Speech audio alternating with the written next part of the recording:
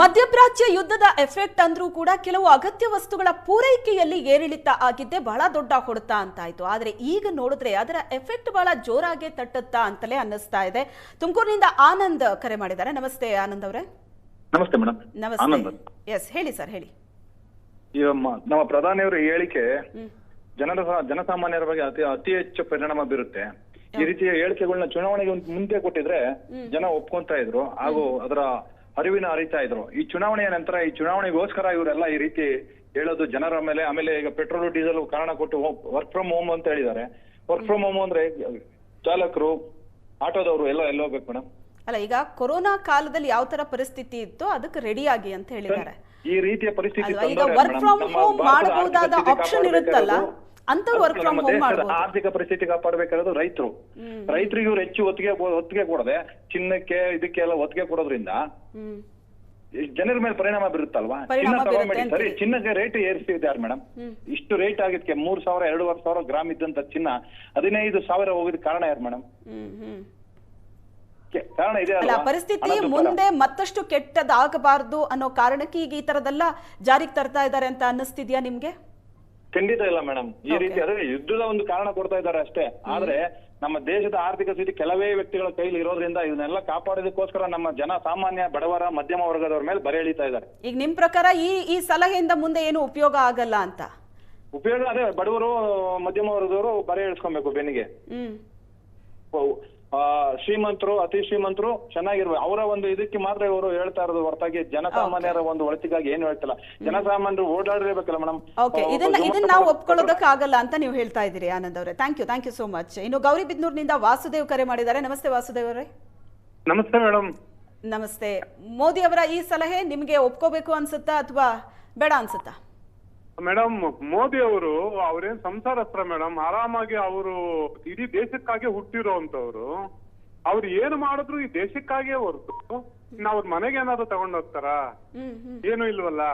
ಅವ್ರು ಮಾಡೋ ಪ್ರತಿಯೊಂದು ಕೆಲಸ ಹಳ್ಳಿ ಗುಡ್ಡಗಾಡಿನಲ್ಲಿರೋ ಒಬ್ಬ ಗುಡ್ಡಗಾಡು ಮಹಿಳೆಯಿಂದ ಹಿಡ್ಕೊಂಡು ಒಬ್ಬ ಸ್ಟೂಡೆಂಟ್ ಇಂದ ಹಿಡ್ಕೊಂಡು ದೇಶದ ಪ್ರತಿಯೊಂದು ಮೂಲೆ ಯಾವ ಸಮಸ್ಯೆಗಳಿಂದ ಹಿಡ್ಕೊಂಡು ಪ್ರತಿಯೊಂದನ್ನು ಆಲೋಚನೆ ಮಾಡ್ತಾರೆ. ನಮ್ಮ ದೇಶದ್ದೇ ಅಲ್ಲದೆ ಪ್ರಪಂಚದ ಯಾವುದೋ ಮೂಲೆಯಲ್ಲಿರೋ ಪ್ರಾಬ್ಲಮ್ ಅನ್ನು ಕೂಡ ಸಾಲ್ವ್ ಮಾಡೋ ನಿಟ್ಟಿನಲ್ಲಿ ಅವರು ಆಲೋಚನೆ ಮಾಡುವಂತ ರೀತಿ ಅವ್ರದ್ದು.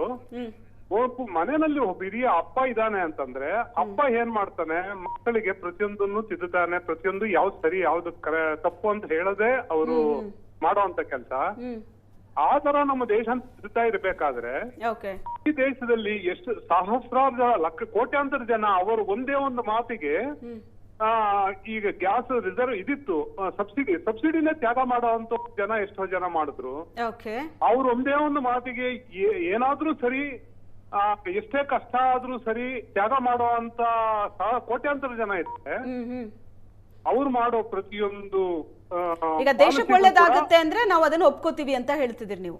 ಇಲ್ಲ, ಅವ್ರು ಮಾಡೋ ಹೌದು, ಅವರು ನಮ್ಮ ದೇಶದ ಪ್ರಧಾನಿ. ಆಮೇಲೆ ಅವರು ಏನು ಸ್ವಂತಕ್ಕೇನು ಮಾಡ್ಕೊಳ್ತಾ ಇಲ್ವಲ್ಲ. ಅವ್ರು ಮಾಡೋದೇ ನಮ್ಮ ದೇಶಕ್ಕಾಗಿ, ಹುಟ್ಟಿರೋದೇ ನಮ್ಮ ದೇಶಕ್ಕಾಗಿ. ಈ ತರ ಇರ್ಬೇಕಾದ್ರೆ ಅವ್ರ ಮಾತನ್ನ ಎಲ್ಲಾ ಜನ ಪಾಲಿಸ್ಲೇಬೇಕು.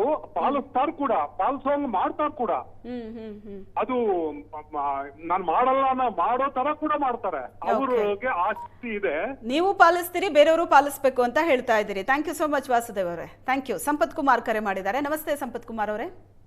ನಮಸ್ತೆ ಮೇಡಮ್. ನಮಸ್ತೆ, ಹೇಳಿ ಸರ್. ನಮ್ಮ ಮಗಳ ಮದುವೆಗೆ ಬರುವ ವರ್ಷ ಜನವರಿ 24 ಹೇಳಿ ಸರ್. ನಮ್ಮ ಮಗಳು ಮದುವೆ ಜನವರಿ 24 ಓಕೆ. ನಾನು 1 ಪೌಂಡ್ ಚಿನ್ನ ಕೊಡೋ ಬದಲು 7 ಗ್ರಾಮ್ ಕೊಡ್ತೀನಿ ಚಿನ್ನ.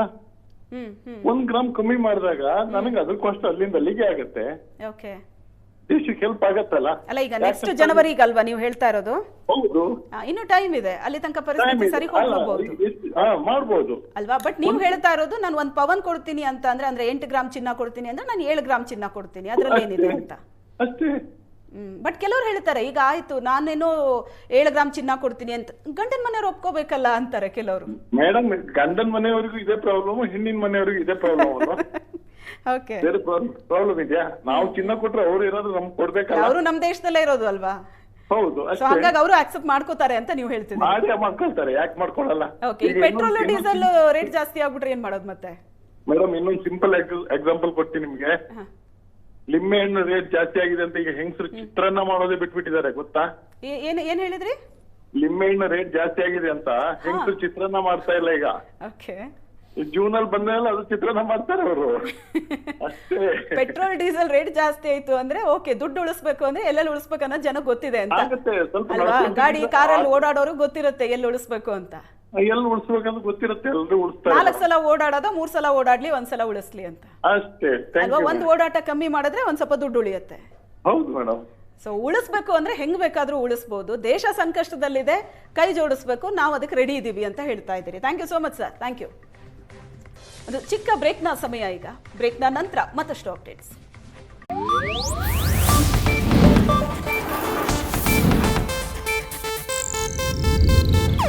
ಇದು ಏಷ್ಯಾನೆಟ್ ನ್ಯೂಸ್ ನೆಟ್ವರ್ಕ್ ಪ್ರಸ್ತುತಿ.